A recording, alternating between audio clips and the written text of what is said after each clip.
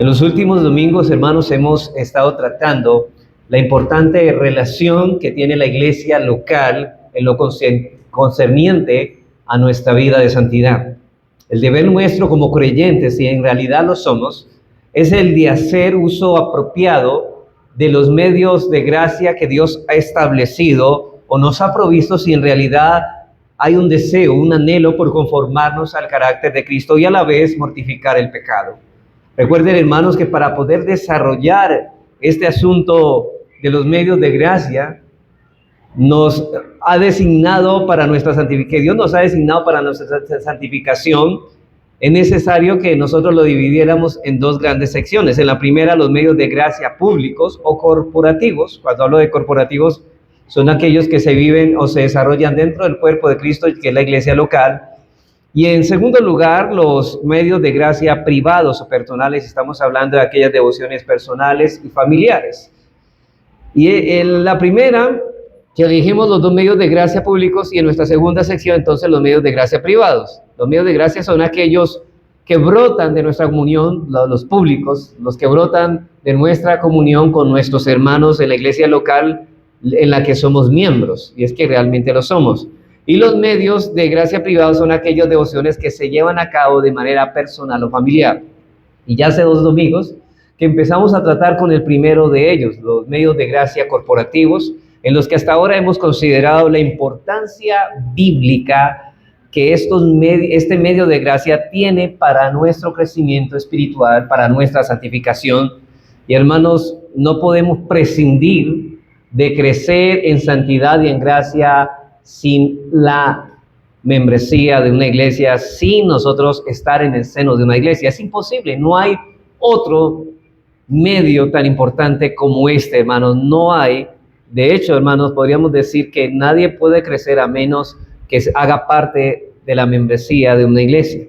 Y en primer lugar, hermanos, lo hicimos bajo 2 razonamientos. En primer lugar, es que la salvación del creyente, al ser unido a Cristo, es asimismo unido a la iglesia, que es su cuerpo. Nosotros todos, cuando hemos sido regenerados, fuimos unidos a Cristo, y la palabra de Dios siempre nos habla de esa unión y las bendiciones que disfrutamos en virtud a nuestra unión. Dice que la justicia de Cristo pasa a ser nuestra justicia, que ninguna condenación hay para los que están en Cristo, que con Cristo estamos sentados en lugares celestiales. Esto está hablando de la unión en Cristo, estamos unidos a Él, pero esta unión que es invisible se hace visible a través de una vida que se desarrolla en el seno de una iglesia local, en el contexto de una iglesia. Una persona que ha sido vitalmente unido al cuerpo de Cristo no puede esperar vivir como cristiano independientemente del cuerpo en el cual ha sido unido, hermanos. Charles Spurgeon habló de manera muy significativa en uno de sus sermones acerca de esta realidad hace cerca de 100 años. Escuchemos lo que él dice. Él dice lo siguiente: yo sé que hay algunos que dicen, yo me he entregado al Señor, pero no tengo la intención de entregarme a ninguna iglesia, o sea, a ser miembro, dice Charles Spurgeon. Ahora bien, ¿por qué no? Porque yo puedo ser un cristiano sin ella. ¿Estás completamente seguro de eso? ¿Puedes ser tan buen cristiano desobedeciendo a los mandatos de tu Señor como siendo obediente? Piensa en un ladrillo. ¿Para qué está hecho? Para ayudar a edificar una casa. No tiene ningún sentido que ese ladrillo te diga que es un ladrillo tan bueno mientras que está dando vueltas por ahí como cuando está en la casa. Es un ladrillo bueno para nada. Asimismo, vosotros cristianos que andáis de acá para allá, yo no creo que estéis cumpliendo con vuestro propósito.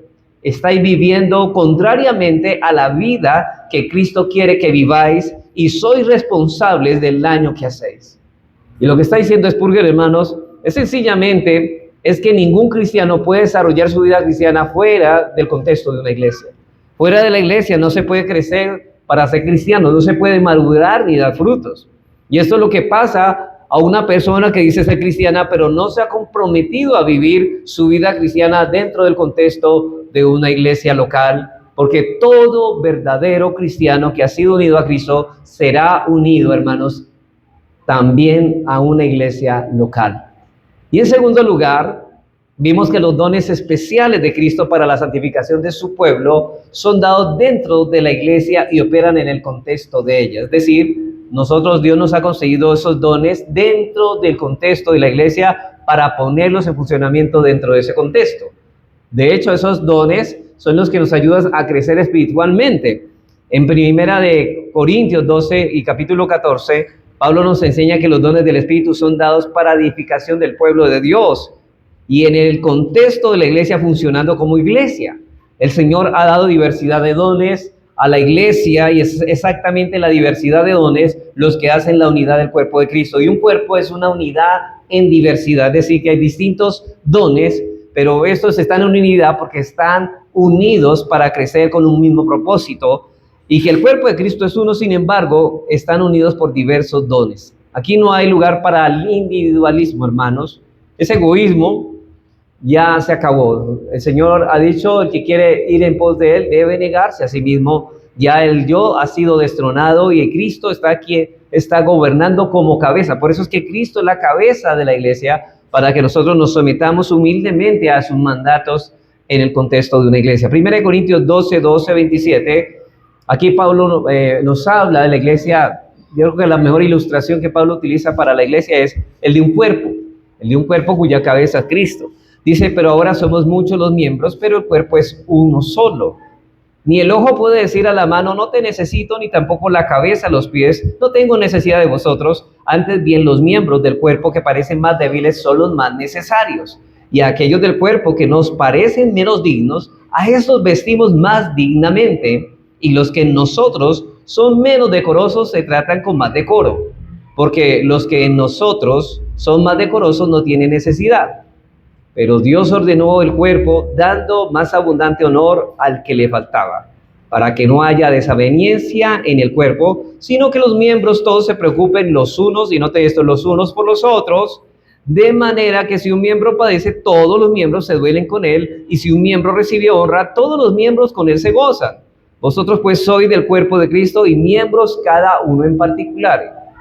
Esto, hermanos, lo que está señalando el apóstol Pablo es que somos un cuerpo con una sola cabeza.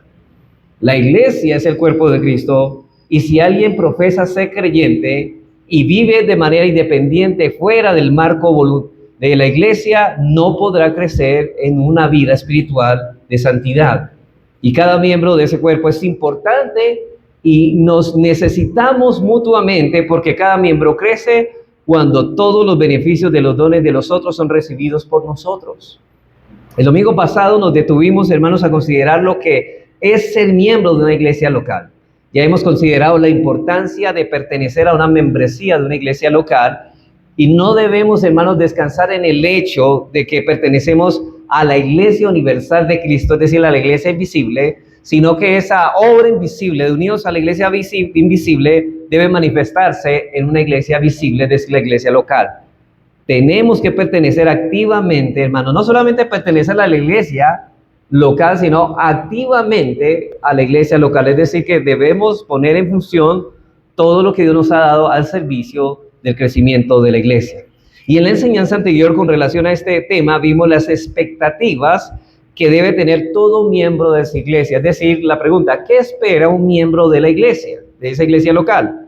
Si usted está esperando ser miembro de esta iglesia local, las expectativas que usted tiene derecho a tener son las siguientes. Primero, la expectativa de que esta iglesia esté regida por la palabra de Dios. Todo miembro debe esperar que esta iglesia sea gobernada no por palabra de hombres, sino que sea regida por los mandamientos de Dios, porque Cristo es la cabeza y es quien debe dirigir todos sus miembros. En segundo lugar, la expectativa que debe tener un miembro es de ser recibido de manera responsable y amorosa por la membresía de la iglesia local. Es decir, los demás miembros reciben a este hermano como un hermano en la fe, en la familia de Dios, y lo reciben con afecto y con el deseo de preocuparse no solamente por su vida espiritual, sino también física. 3, la tercera expectativa que debe esperar un miembro de su iglesia es la expectativa de ser recibido amorosa y responsablemente, no solamente por los miembros, sino por los pastores de dicha iglesia. Es decir, él está supuesto a esperar de que ese pastor no solamente le instruya a través de la predicación, sino que lo anime cuando está desanimado y lo exhorte cuando es necesario exhortarlo, cuando se está desviando del camino. Entonces, debe ser pastoreado, es decir, por eso decía en Hebreos 13, 17, sujetados a vuestros pastores, y está hablando obviamente de unos pastores específicos en una iglesia específica, con una membresía específica, en una iglesia que se ubica en un lugar específico. Y en cuarto lugar, la iglesia debe tener la oportunidad, o la expectativa, más bien este miembro debe tener de la iglesia la expectativa de tener la oportunidad y el ánimo de descubrir los dones para el provecho de la iglesia. Es decir, que al miembro que se recibe hay que darle oportunidad para el servicio, para que él descubra cuáles son los dones que Dios le ha dado para ponerlos en funcionamiento para el bien de los demás. ¿Se acuerda que decía Pedro? Conforme al don que ha recibido cada uno, ministrelo también a otros. Esa es la orden, ministrelo, no es una opción. Nosotros ocultar nuestros dones es ponerlos al servicio de los demás. Así que cuando hablamos de la membresía de una iglesia, nos referimos por un lado a las expectativas que todo miembro debe tener de su iglesia. Pero la pregunta ahora es, ¿qué debe esperar la iglesia de este miembro? ¿Qué debe esperar? Si el miembro espera, esas son las expectativas de lo que espera este miembro de la iglesia. Ahora, ¿qué debe esperar la iglesia de esta persona que dice ser miembro? ¿Qué debe esperar la iglesia local de sus miembros? Esto es exactamente lo que vamos a tratar en la enseñanza de hoy. Entonces vamos a mirar, si quieren llamarle así, las expectativas que la iglesia local debe tener de todo miembro. Y vamos a mirar la primera. La primera es esta. La primera expectativa, y esto es bíblico, vamos a hablar conforme a la Escritura, estamos hablando de demandas bíblicas, no estamos hablando de demandas humanas ni denominacionales, estamos hablando de una iglesia que realmente está caminando conforme a la cabeza que es Cristo, es decir, conforme a lo que Dios ha revelado en su palabra. Y la primera de ellas, anote esto, la expectativa, lo que espera una iglesia de su miembro, es la expectativa a la asistencia fiel a todos los cultos de la iglesia, a no ser por causa de que una fuerza mayor lo impida. Es decir, la expectativa a la asistencia fiel a todos los cultos, no a algunos, sino a todos los cultos de la iglesia, a no ser que una causa de fuerza mayor lo impida. Esa es una de las cosas que una iglesia local espera de sus miembros. Que sean fieles al congregarse, a menos que una causa justa impida congregarse. Hermanos, una iglesia tiene derecho a esperar que todos sus miembros asistan fielmente a todos los cultos. Estamos hablando no solamente de los cultos de adoración, sino también del culto de oración, salvo por una causa que lo justifique. Y esto no es una opción. Ahora, yo sé que las personas piensan cuando leen estos pasajes, lo ven de una manera como una sugerencia o como un consejo, pero cuando encontramos esto en la Biblia está de manera imperativa, lo cual nos está hablando de un mandato. Esto no es una opción, es decir, yo soy de los cristianos que va regularmente a la iglesia. No, hermanos, si de hecho nos estamos manifestando esa infidelidad al congregarnos, estamos violando un mandamiento de Dios y estamos pecando contra Cristo y contra el cuerpo de Cristo que es la iglesia local. Cuando voluntariamente, hermanos, porque usted sabe que la membresía no es algo obligatorio, es voluntario. Cuando voluntariamente nos unimos a la membresía de una iglesia local, nos estamos comprometiendo a una asistencia fiel, tanto a los cultos de adoración como a los cultos de oración. Y hermanos, y este mandamiento del Señor lo encontramos claramente establecido en su palabra para que nadie tenga de qué excusarse y decir, bueno, es que esto no está en la Biblia. No, eso está en la Biblia y es un mandamiento claro y explícito que no podemos evadirlo. Y de hecho, con sanciones penales en el mismo texto, donde Dios dice que horrenda cosa es caer en las manos de un Dios vivo de aquellos que pasan por alto este mandamiento. Y me refiero al pasaje de Hebreos 10, 24 al 25. Dice ahí, el autor de Hebreos dice, considerándonos unos a otros para estimularnos al amor y a las buenas obras. Entonces, él habla de que nosotros, los cristianos, debemos animarnos, debemos estimularnos a hacer buenas obras. Bueno, ustedes saben cuáles son las buenas obras. Todo aquello que Dios demanda, que es conforme a su voluntad, en el poder de Dios, motivados por el amor a Dios para la gloria a Dios. Y Él está diciendo, a esas cosas debemos estimularnos. ¿A qué venimos aquí a esta iglesia? Debemos venir a eso, a estimularnos, a vivir de una manera ejemplar y a obedecer lo que Dios nos demanda, a hacer su voluntad. Pero para hacer esto, ¿qué dice el autor? No podemos hacer esto si, dice, por eso él dice, no dejando de congregarnos como algunos tienen por costumbre, sino exhortándonos, y tanto más cuando veis que aquel día se acerca. Él dice, ustedes no podrán exhortarse, animarse unos a otros, a menos que tengan una asistencia fiel a los cultos. Y hermanos, la Escritura ordena claramente a los creyentes no dejar de congregarse como algunos tienen por costumbre. Y Dios ordena esto en su palabra. Un miembro de una iglesia local no debe dejar de congregarse. Y una de las cualidades que describen a los creyentes de la primera iglesia primitiva era precisamente la perseverancia en la asistencia a los cultos, tanto de adoración como de oración. Hechos 2, 40 al 42. Del 41, comencemos, dice, Lucas menciona por lo menos 4 elementos en los que los cristianos primitivos perseveraban, y que esos 4 elementos están circunscritos en el contexto de una iglesia reunida. Note que estos 4 elementos que va a nombrar Lucas aquí, en este texto, son elementos que están circunscritos, o sea, que se encuentran y solamente se desarrollan dentro de una iglesia reunida, congregada. Dice así, y recuerde que aquí está señalando el autor de Hebreos a una iglesia local. Se llama la iglesia ¿de quién? De Jerusalén. Dice, así que los que recibieron la palabra fueron bautizados. Note esto, fueron bautizados y se añadieron aquel día como 3,000. O sea que a la membresía se añadieron 3,000 personas que no eran miembros y ahora son parte de esa iglesia. ¿Qué pasaba con los que estaban y los 3,000 que se añadieron? Primero, en primer lugar, perseveraban en la doctrina de los apóstoles.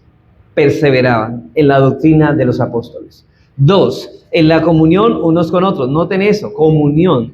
¿Se notan aquí el contexto de iglesia? Comunión, estaban reunidos. 3, en el partimiento del pan, la cena del Señor. ¿Dónde se celebra la cena del Señor? En la iglesia reunida. ¿Y dónde se escucha la palabra del Señor predicada? En la iglesia reunida. Dice, y en las oraciones, en la iglesia cuando se reúne también a orar, y aquí está hablando en el contexto congregacional. Aquí el término, hermanos, perseverar, entonces tiene como significado la siguiente connotación. Significa persistir, continuidad o estar intensamente comprometido con algo o dedicarse continuamente a algo.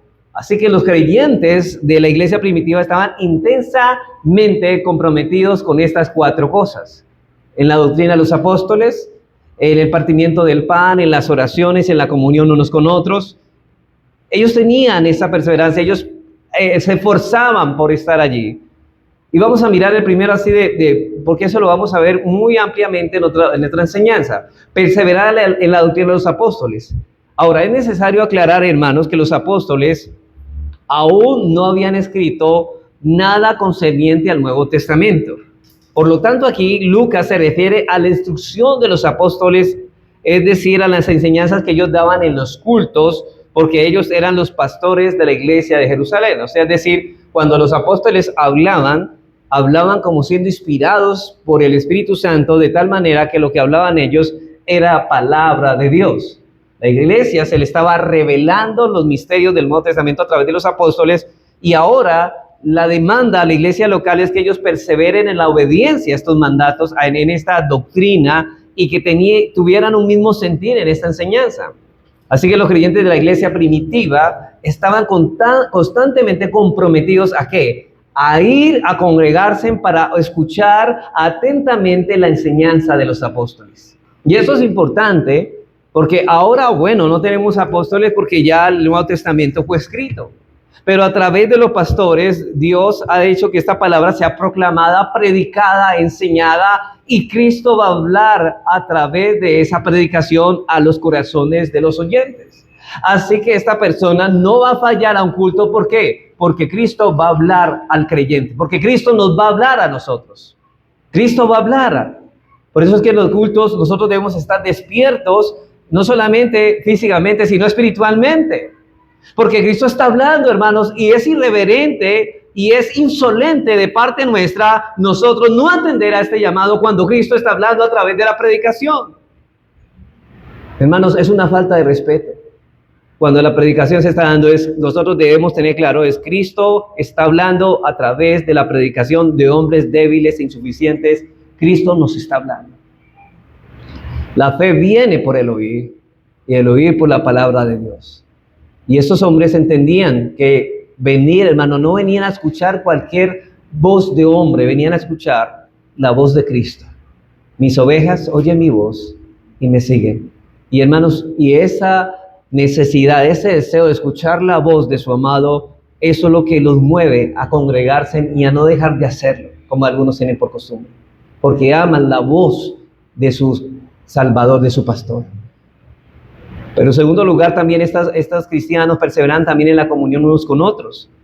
Perseveraban también en la comunión unos con otros. Los cristianos primitivos demostraron en forma visible ser la unidad en Cristo, en los servicios de adoración donde se llamaban unos a otros hermanos y hermanas. Hermanos, es decir, Dios nos regeneró para ponernos en la familia de Él. Y ahora hay una nueva familia y esa familia se llama la iglesia local. Pero no solamente eso, también perseveran en el partimiento del pan, en la cena del Señor. Por eso que nosotros entendemos, bíblicamente señala que solo los miembros pueden ser partícipes de este sacramento, de la cena del Señor, nadie más que ellos. Y en el culto que se celebraba la cena del Señor, y perseveran también en los cultos de oración, perseveraban en las oraciones. Hermanos, lo que estamos tratando de mostrar aquí con este texto es que la iglesia tiene todo el derecho a esperar que todo miembro asista fielmente a los cultos, tanto de adoración como de oración, a no ser por una causa de fuerza mayor lo impida. No una excusa que usted se inventó para no venir, sino una excusa justificada que usted realmente se sale de las manos y realmente no tiene forma de venir a la iglesia. Pero como sabemos que el corazón es engañoso, hermanos, yo sé, hermanos, que el corazón le puede engañar y usted puede justificarse, o usted puede buscar la manera de excusarse y zafarse de esa demanda del Señor. Debemos realmente saber si esa causa que impide congregarnos es realmente justificada. Diga usted, ¿por qué no vengo a la iglesia? ¿Por qué fallo tanto a los cultos? ¿Tengo realmente una causa justa para no venir? O quizá, hermano, no amo tanto a los hermanos ni al Señor, cuando el Señor ha prometido su presencia especial, cuando 2 o 3 están reunidos en su nombre. Hermanos, cuando decimos que una causa es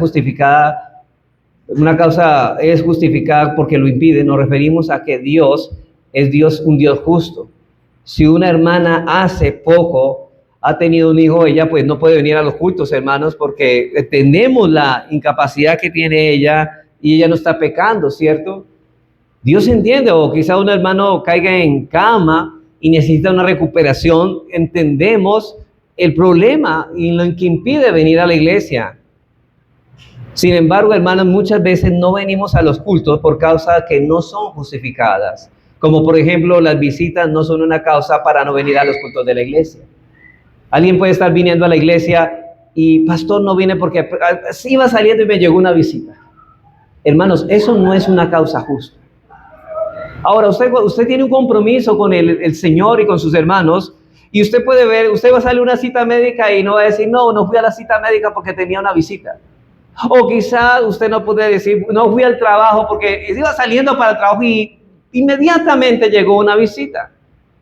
Si ves, hermano, porque para nosotros eso, aunque haya visita, le decimos, otro día lo atiendo porque me voy a trabajar, otro día lo atiendo porque tengo que ir a una cita médica, pero para ir a la iglesia sí hay lugar.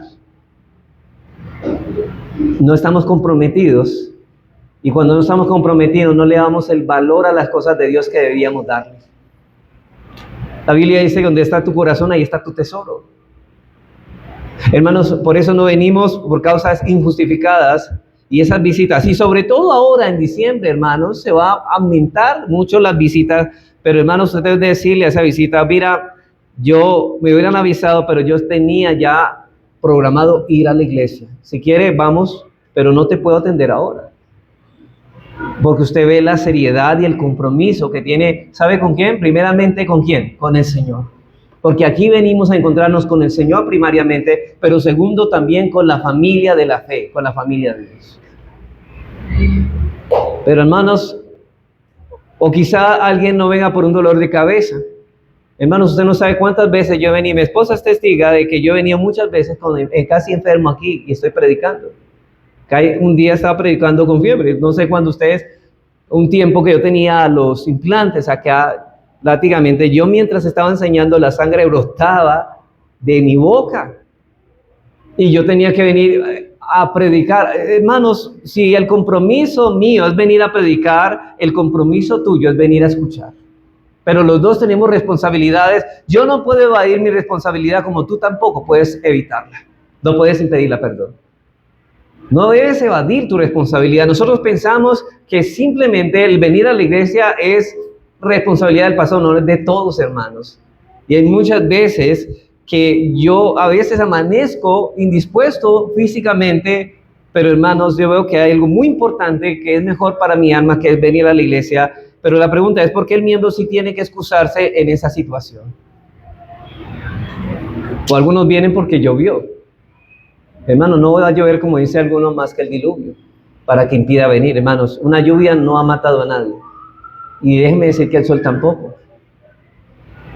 Estamos hablando, hermanos, de una causa que realmente sea un impedimento para congregarse a adorar a Dios, porque es un pecado ausentarse. Vea, lo digo así claramente como lo está diciendo la palabra. Es un pecado ausentarse de los cultos de la iglesia sin una causa justa. Dice Dios, no dejando de congregarnos. ¿Acaso, hermanos, no es palabra de Dios lo que está diciendo esto? No dejando de congregarnos. Es Dios quien está hablando. No es hombre quien está hablando, es Dios. No dejando, te está diciendo a ti, te está diciendo a mí, no dejes de congregarte. No somos más sabios que Dios, hermano. Todos los que pronto van a ser miembros, esperamos de usted fidelidad a la asistencia de los cultos de la iglesia. Y aunque es suficiente con que Dios ya haya ordenado eso en su palabra, hermano, yo veo este mandamiento y yo sé, no necesitamos más que leer ese versículo, no dejando de congregarnos, y ya basta para decir que cualquier desobediencia es pecado. La Biblia dice que el que sabe hacer lo bueno y no lo hace, le es contado por pecado. Y ustedes ya están atadas sus conciencias a que Dios les ha dicho claramente, no dejen de congregarse. Y ustedes no pueden hacer lo contrario. De lo contrario, ustedes estarían pecando deliberadamente, como diciendo, no me importa lo que Dios dice, yo voy a hacer lo que yo quiero. Eso está manifestando. Pero también quisiera, hermanos, dar algunas razones que redargullan nuestras conciencias, y voy a ahondar más en este tema, porque es suficiente con el versículo. Pero quisiera dar razones que aten sus conciencias para que caigamos en la cuenta de que es un pecado, no es solamente un pecado, es un pecado realmente gravísimo ausentarnos a los cultos de la iglesia sin una causa justa, y me voy a enfocar especialmente a los cultos de adoración, los domingos, en el día del Señor. La pregunta es, ¿por qué razón es grave pecado faltar a los cultos de adoración? Voy a dar razones. ¿Por qué es tan grave este pecado de faltar a los cultos de adoración? Bueno, primera razón. La primera razón es que porque Dios ha prometido su presencia gloriosa en el culto adoración de manera especial. La primera razón es porque Dios ha prometido su presencia gloriosa en el culto adoración de manera especial. La pregunta que yo puedo hacerte a ti, ¿para ti Dios es más importante que cualquier cosa? Porque si para ti Dios no es más importante, entonces hay otra cosa que es más importante para ti, que está por encima de Dios, y todo aquello que está por encima de Dios es un ídolo. Por lo tanto, tú eres un idólatra. ¿Qué dice Juan 5:21? Hijitos, huid de los ídolos. Toda cosa que se ponga como más importante y valiosa, a lo que le estamos dando más valor y estamos sometiendo nuestra obediencia a esa cosa, eso se convierte, hermano, si no es Dios, es un ídolo.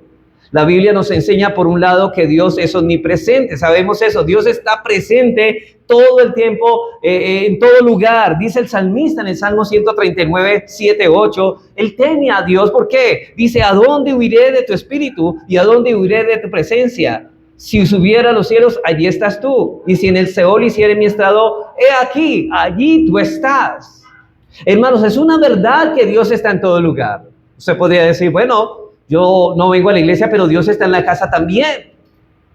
No, hermanos, pero Él se manifiesta de una manera especial en la iglesia.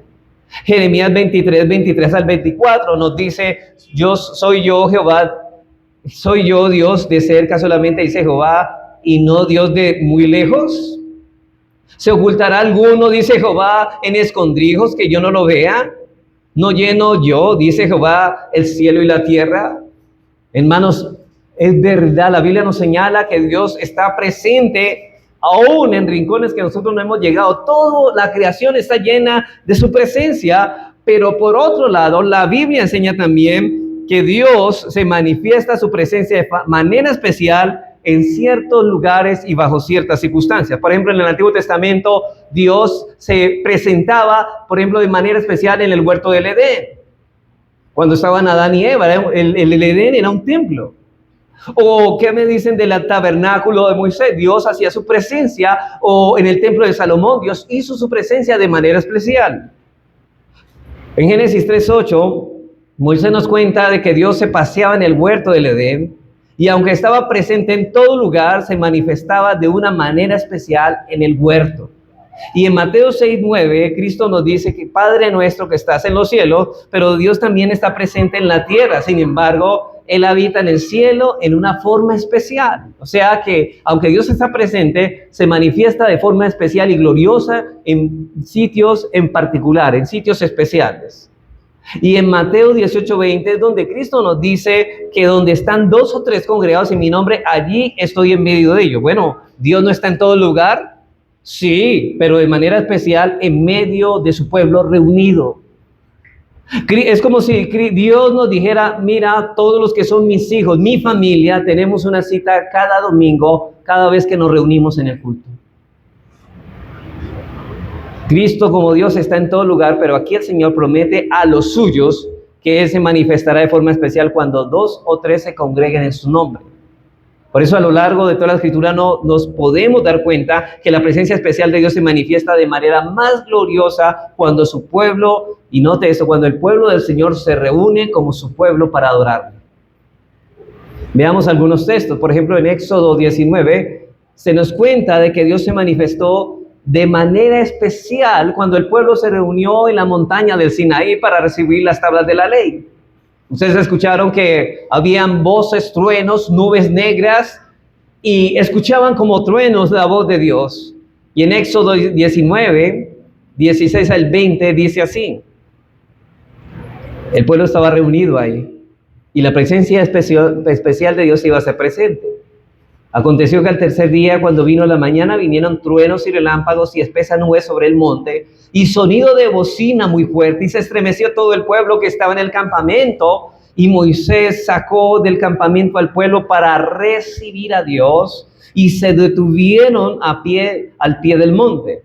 Todo el monte Sinaí humeaba porque Jehová, noten esto, había descendido sobre él en fuego.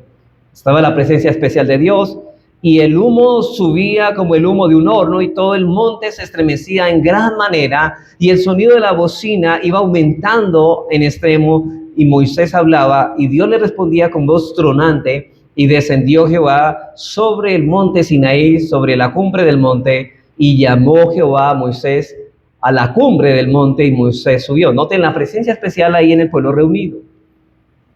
El pueblo de Israel debería saber que Dios estaba presente en medio de esas nubes espesas, de esos truenos, y por eso ellos deberían adorarle solemnemente y con temor reverente. Pero también más adelante, también Dios se manifestó de forma especial cuando se terminó la construcción del tabernáculo, la tienda de campaña en el cual iban a adorar a Dios. Éxodo 40, 34 y 35.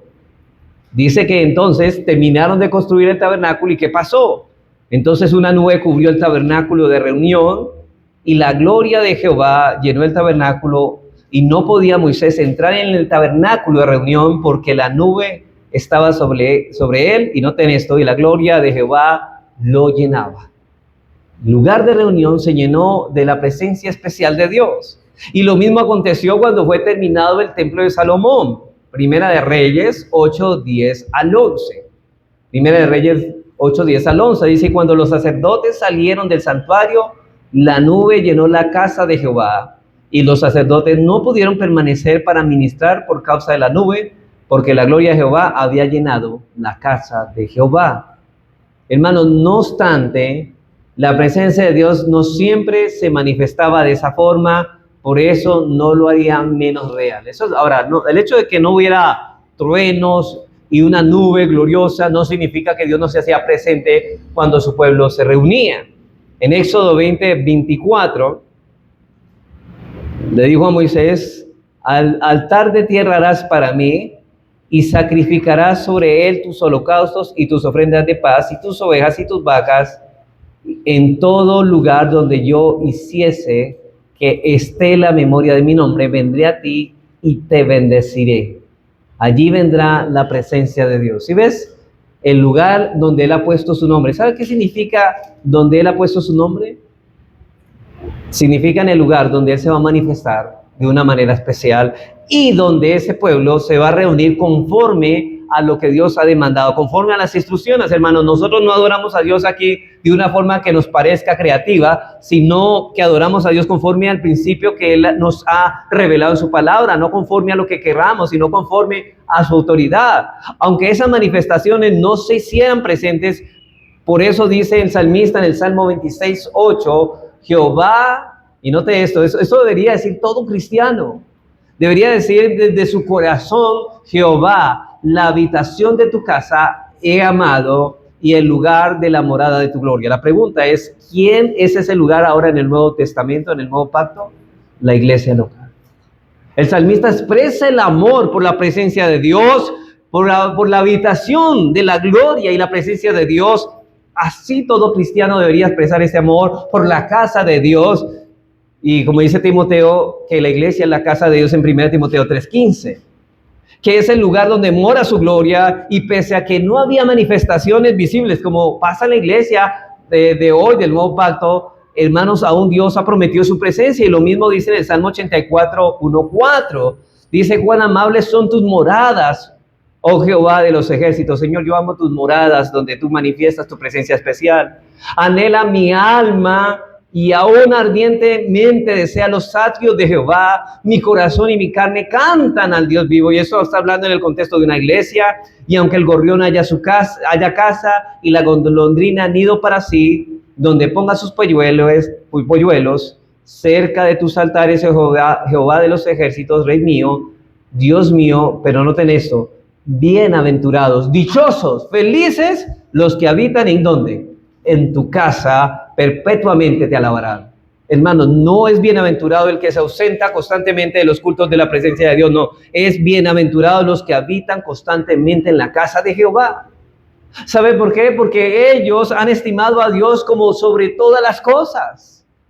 El salmista está hablando de la morada de Dios, de su casa, el lugar donde Dios había prometido manifestar su presencia especial de manera gloriosa.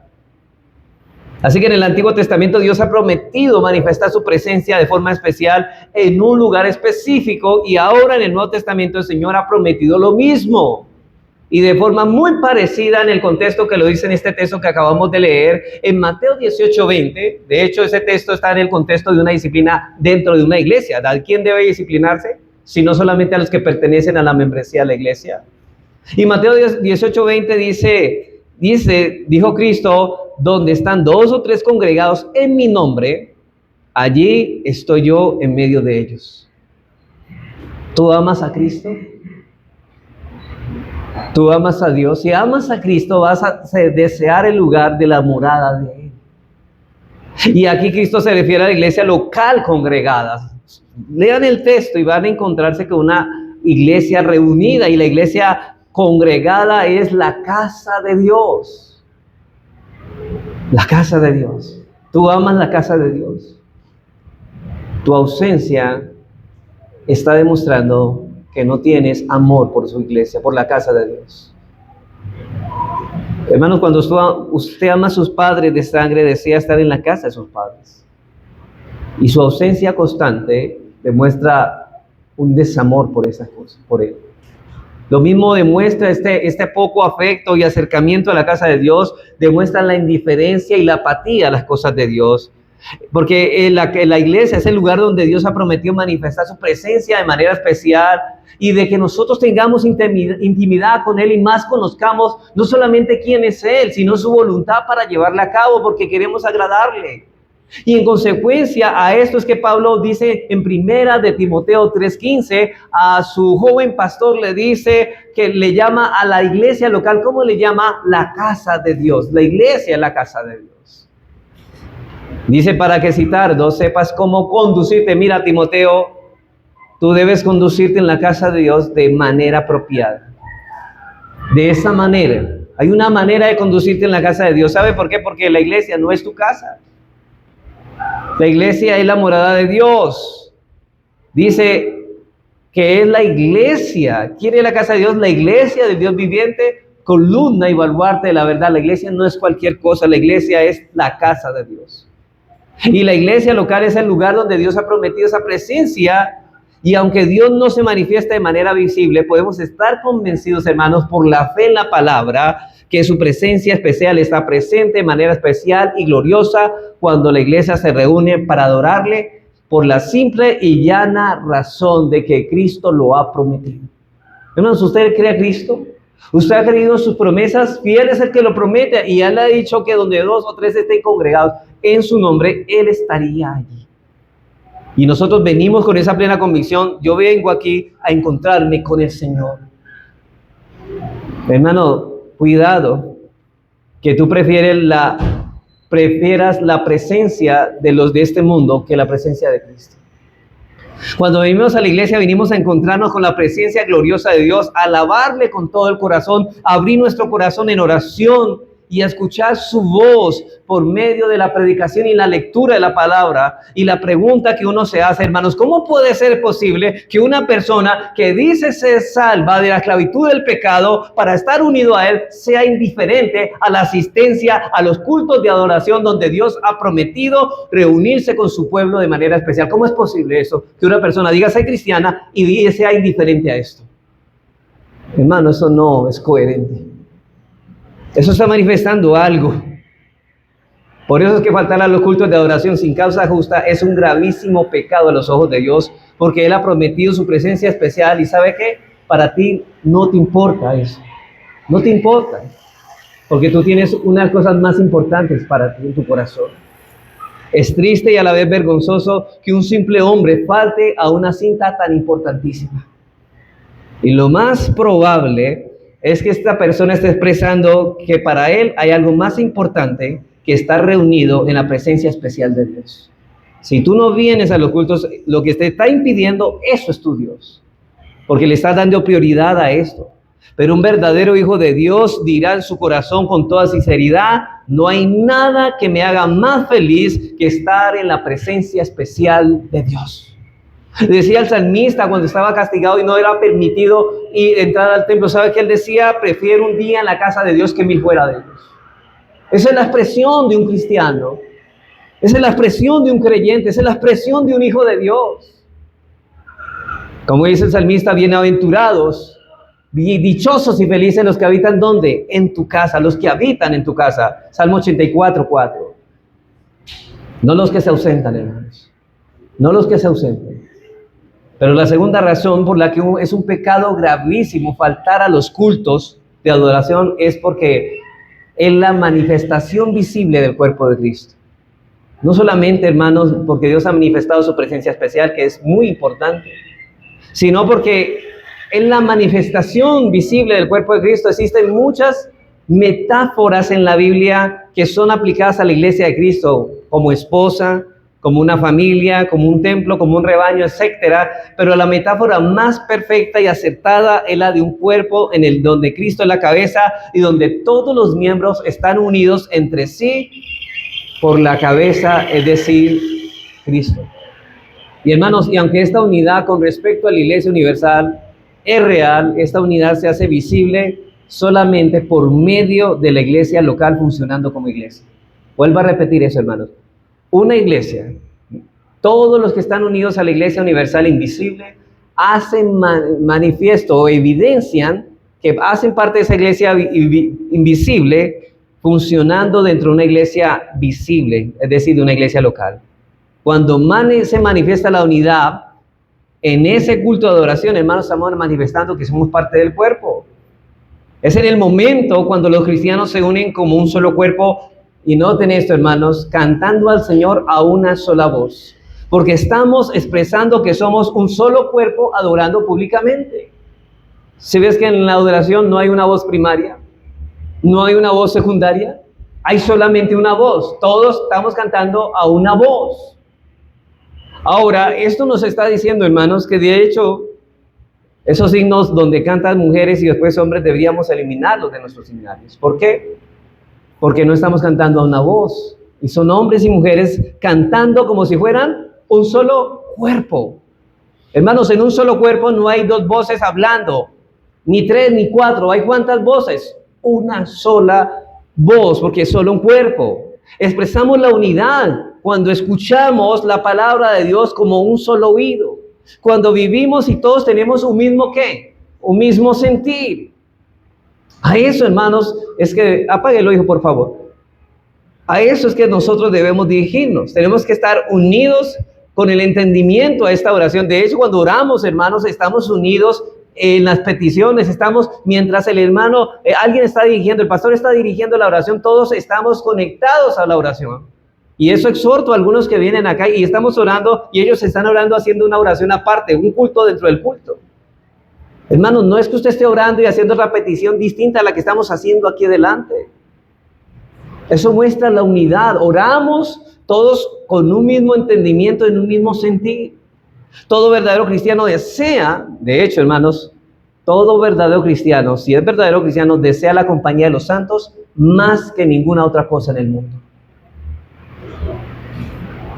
Y esto es lo que expresa el salmista. Mire cómo el salmista lo expresaba, para que ustedes no digan que esto no lo reveló Dios. Salmo 133, 1. Decía él, mirad cuán bueno y delicioso es habitar los hermanos juntos y en armonía.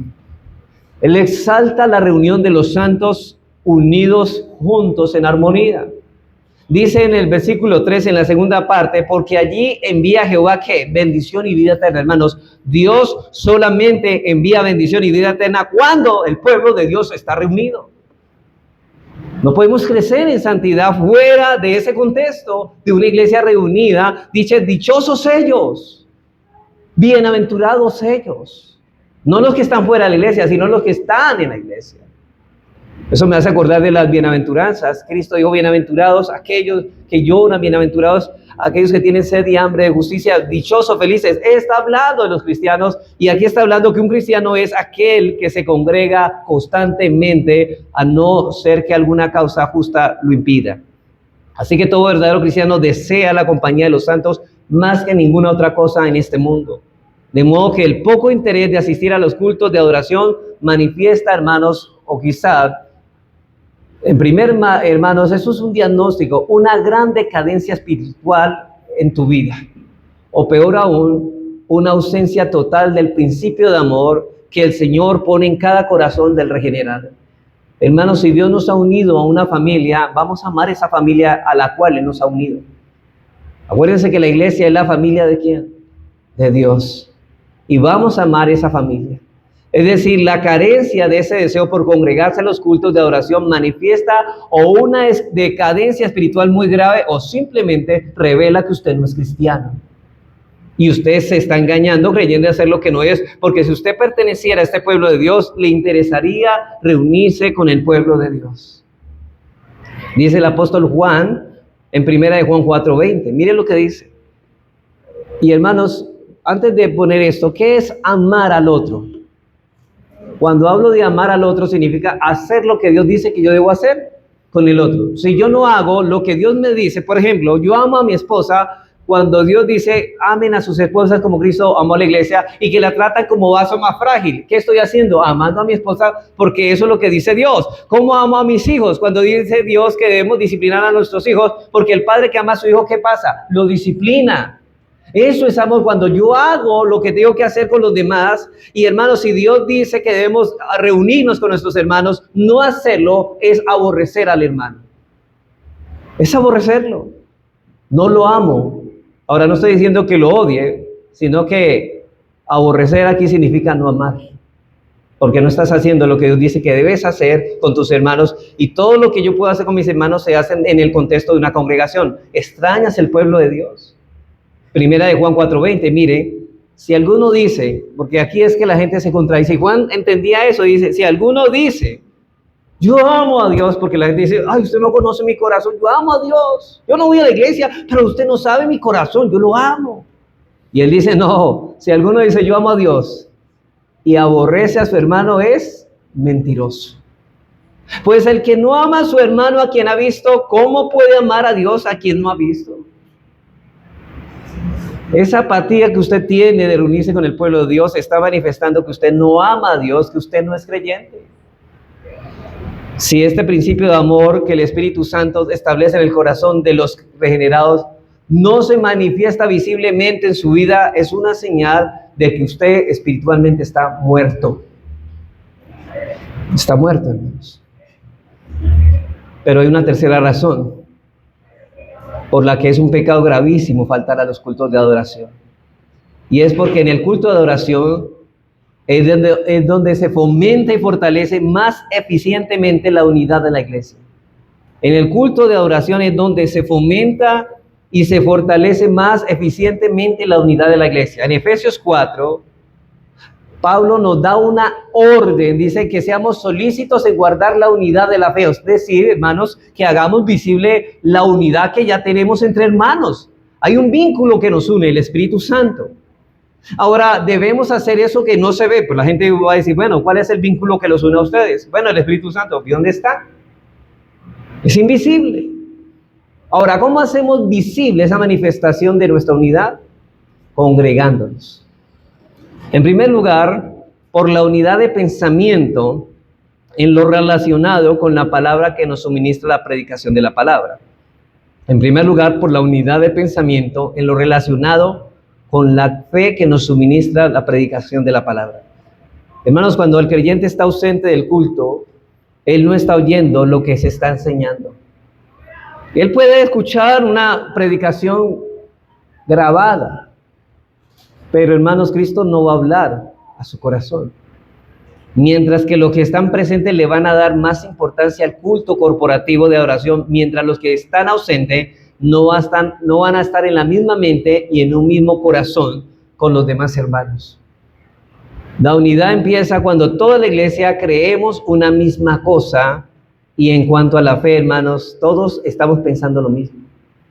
No en cosas secundarias, no en que comamos, que todos nos gusta la carne de cerdo y debemos comer, no.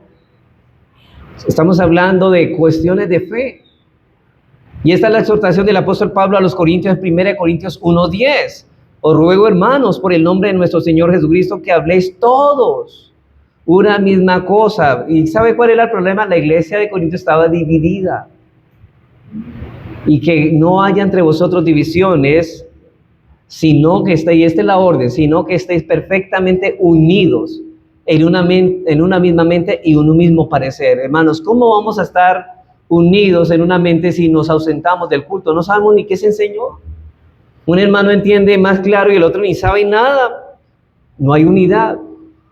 Y también es la exhortación que Pablo hace a los Filipenses 2:2. Dice aquí, Filipenses 2:2, completad mi gozo. Pablo dice, completen mi gozo. ¿Sabe qué? Sintiendo lo mismo, teniendo el mismo amor, unánime, sintiendo una misma cosa. Hermanos, cuando venimos al culto corporativo de adoración, la predicación fiel de la palabra nos da unidad en nuestra mente y en nuestro parecer. Comenzamos a pensar lo mismo, a creer lo mismo, y eso lo pone el Señor. Pero en segundo lugar, el culto corporativo de adoración nos proporciona la oportunidad para cumplir los mandatos bíblicos en cuanto a nuestros deberes con nuestros hermanos de la iglesia. En segundo lugar, el culto público de oración nos proporciona la oportunidad para cumplir los mandatos bíblicos en cuanto a nuestros deberes con los hermanos de la iglesia. Hermanos, en la Escritura encontramos un sinnúmero de mandatos que debemos hacer para con nuestros hermanos. Recuerde que cuando hacemos esto con la motivación correcta, estamos amando. Romanos 12:10 dice, amados los unos a los otros con amor fraternal. Gálatas 5:13, apúntelo, no lo lea porque voy a ir rápido aquí. Gálatas 5:13, servíos por amor los unos a los otros. Primera Tesalonicenses 5:11, animados unos a otros y edificados unos a otros. Hebreos 10:24, considerando unos a otros para estimularnos al amor y a las buenas obras. Cada momento, y este mandato es unos a los otros, unos a los otros. Así que el culto corporativo de adoración nos ofrece una gran oportunidad para esto, ya que estamos todos reunidos. Y la Biblia claramente ordena a todo creyente estar profundamente involucrado, hermanos, en la vida de los demás creyentes. Por eso dicen Hebreos, hermanos, en el mismo texto, no dejando de congregarnos como algunos tienen por costumbre, sino exhortándonos, considerándonos unos a otros para estimularnos al amor y a las buenas obras. ¿Podremos hacer esto fuera de la iglesia? No. Así que cuando termina el culto y usted sale rápido de este lugar, usted está violando este mandamiento. El culto público de adoración es una reunión familiar donde los hermanos vienen a reunirse después de varios días de no verse para adorar a nuestro Dios y Padre, y es la reunión, hermanos, de peregrinos cuyo destino, ¿cuál es? El cielo. Estamos diciendo, hermanos, así como nos estamos reuniendo aquí, nos vamos a encontrar en la eternidad en el cielo. Y cuando comenzamos a faltar con frecuencia a los cultos, empezamos a alejarnos del pueblo de Dios en nuestros pensamientos y nuestros afectos, y comenzamos a tener ciertos afectos más por la compañía de los que no conocen a Dios que por los que conocen. Y dejamos, hermanos, de sentir ese afecto por nuestros hermanos en Cristo, y la unidad empieza a debilitarse. Usted ya cuando viene, ha fallado varios días, no ve a los hermanos con el mismo afecto con que antes los miraba. ¿Y por qué pasó esto? Porque usted dejó de reunirse con la familia de Dios. Y usted ya tiene desánimo, usted ya no ve la iglesia lo mismo que la miraba antes, ya no hay ese deseo, ya no hay ese calor familiar que usted antes sentía. Y la cuarta razón, hermanos, por la que es un pecado gravísimo faltar a los cultos de adoración, y esta es la última, y es en el culto de adoración público donde se cumple el motivo por el cual fue establecido el día del Señor. Hermanos, en el culto de adoración público es donde se cumple el motivo por el cual fue establecido el día del Señor. ¿Para qué fue establecido el día del Señor? Para adorarle a Él. ¿Y sabe qué? Lo que más señala el Señor en el día del Señor es la adoración pública. ¿Qué hace Dios? Hermano, la pregunta es, observe la pregunta, note la pregunta. ¿Qué hace un creyente fuera del culto de adoración y exactamente el día que Dios designó para que no andemos en nuestros propios asuntos, sino para que nos dediquemos a adorarle, hermano? Si Dios ha dedicado ese día para adorarle, ¿qué hace un cristiano ese día fuera del culto? ¿Qué hace un creyente fuera del culto de adoración en el día del Señor? Es la pregunta, hermanos. Eso es incoherente. ¿Qué hace? ¿Qué cosa hace para que esa persona, o qué cosa para esa persona hay más importante que adorar a Dios con su pueblo? ¿Qué cosa más importante? ¿Hay algo más importante para esa persona? Y a no ser que haya una razón justificable, hermano, ¿dónde deben estar los creyentes en el día del Señor? En la casa del Señor, compartiendo con la familia del Señor, compartiendo la palabra del Señor con la cena del Señor y oyendo la voz de su Señor. No todo el que me dice Señor, Señor, sino el que hace la voluntad de mi Padre. Usted está haciendo la voluntad de Dios, porque el cielo no es para los que hacen totalmente lo contrario. La quinta razón por la que es un pecado gravísimo faltar a los cultos de adoración es porque el culto de adoración es necesario para nuestra santificación. Con esto termino, hermanos. El culto de adoración es indispensable, oiga, es indispensable. ¿Sabe qué es algo indispensable? Que no, indefectiblemente necesitamos de eso, porque por eso no puede ocurrir. El culto de adoración es indispensable para el crecimiento de nuestra vida de santidad. No puede haber crecimiento en santidad si no hay culto de adoración si no nos reunimos. No puedo crecer, hermano. Hemos visto que los miembros de la iglesia solo pueden crecer de manera apropiada en el contexto de la iglesia funcionando como iglesia. Y aparte de esto es imposible. Mire lo que dice Efesios 4:16. Es imposible crecer en santidad, conformarnos al carácter de Cristo. Dice así, de quien todo el cuerpo bien concertado y unido entre sí por todas las coyunturas que se ayudan mutuamente, es decir, los miembros, según la actividad propia de cada miembro, es decir, los dones que pone en funcionamiento, recibe su crecimiento para ir edificándose en amor. ¿Dónde se edifica el cristiano? En el contexto de una iglesia. Efesios 4:16. Y primera de Pedro 4:10, mire lo que dice, cada uno, según el don que ha recibido, ministrelo a los otros como buenos administradores de la multiforme gracia de Dios. Si alguno hable conforme a las palabras de Dios. Si alguno ministre conforme al poder de Dios, para que en todos sea Dios glorificado por Jesucristo, a quien pertenece la gloria y el imperio por los siglos de los siglos. Amén. Hermanos, el empezar a faltar a los cultos de adoración es normalmente, y esto voy a ir más a fondo, es la primera señal visible de apostasía de una persona. ¿Usted quiere una persona que caiga en apostasía? ¿Cuál es la primera señal que comienza a manifestar? La poca asistencia a los cultos de adoración. Y yo voy a probar esto bíblicamente, no voy a decir, no, pues que, no, esto es bíblica, es lo que está diciendo la palabra del Señor. Una persona que comienza a ausentarse a los cultos de adoración está manifestando una señal visible de apostasía. Dice en Hebreos 10:24, noten lo que dice, y considerémonos unos a otros para estimularnos al amor y a las buenas obras, no dejando de congregarnos. Ahora, ¿por qué no podemos hacerlo solos? Porque, como dice él, no dejando de congregarnos, como algunos tienen por costumbre, sino exhortándonos, y tanto más cuando ves que aquel día se acerca.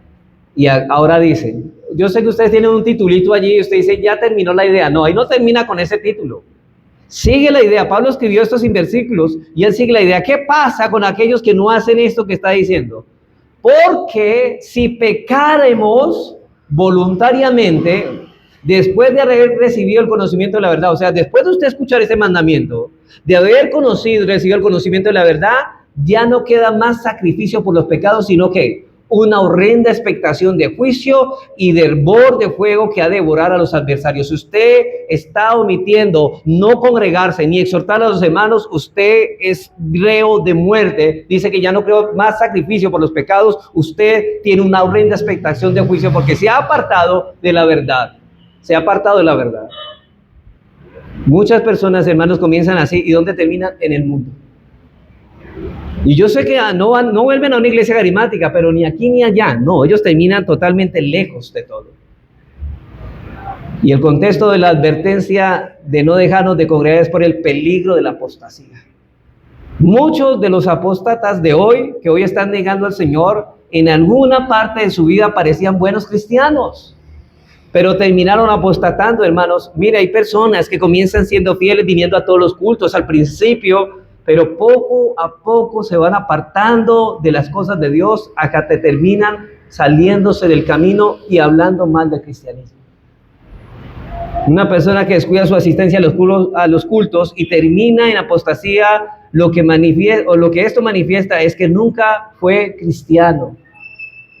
Por eso es que el apóstol Pedro dice en primera de Pedro 2:21 al 22, que ellos no pudieron soportar vivir como ovejas y sometidos a un pastor, porque ellos no eran simplemente, ¿qué no eran? Ovejas. ¿Por qué?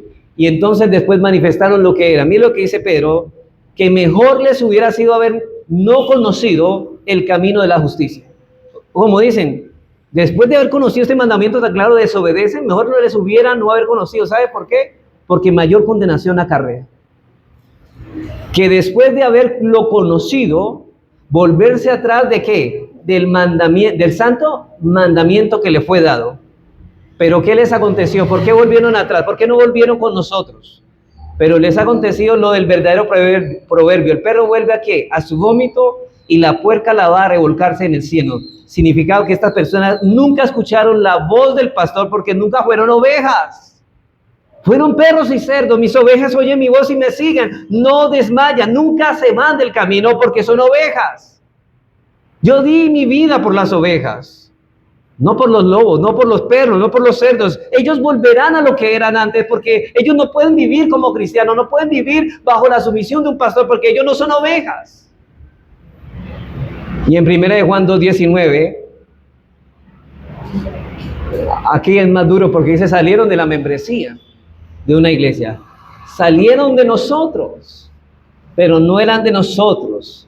Porque si hubiesen sido de nosotros, ¿qué pasaría? Habrían permanecido con nosotros. ¿Pero para qué salieron? Para que se manifestase que no todos son de nosotros. Y muestra, y noten aquí que dice, no todos, ellos salieron para demostrar que no eran de nosotros. Salieron, ya no están con nosotros, no eran de nosotros.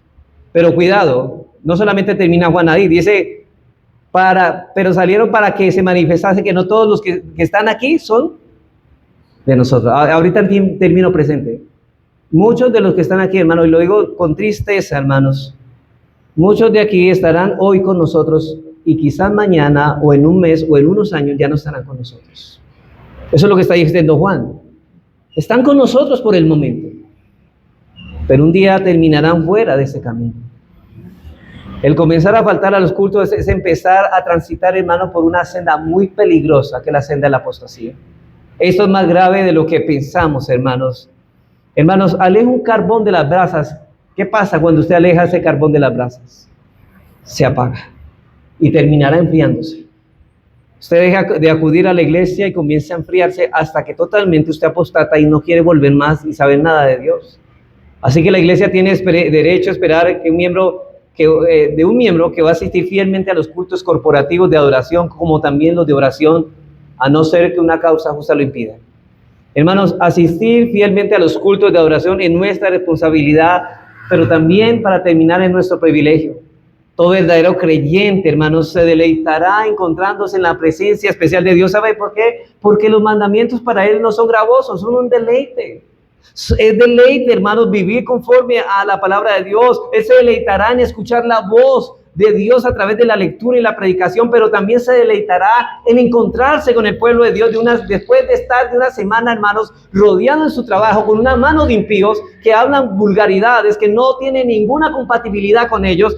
Él descansa y dice, gracias a Dios llegó el domingo para reunirme con hermanos en la fe que hablan el mismo lenguaje. Yo siento descanso en esto. Eso es el cristiano.